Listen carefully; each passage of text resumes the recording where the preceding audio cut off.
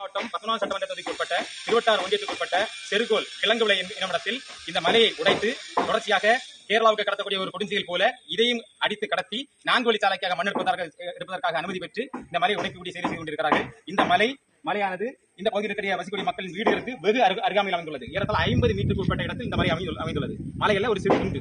இந்த குண்டு இருப்பதனால் தான் இந்த பகுதியில் மலை வளம் மேம்பட்டு இருக்கிறது. மலை வளம் மேம்பட்டதால் தான் நிலத்தடி நீர்மட்டம் மேம்பட்டு இருக்கிறது. இந்த நிலத்தடி நீர்மட்டத்தை அழிப்பதற்காக திட்டமிட்டு இந்த மலையை உடைத்து கடத்துவதற்காக இந்த அரசு அனுமதி வழங்கியிருக்கிறது.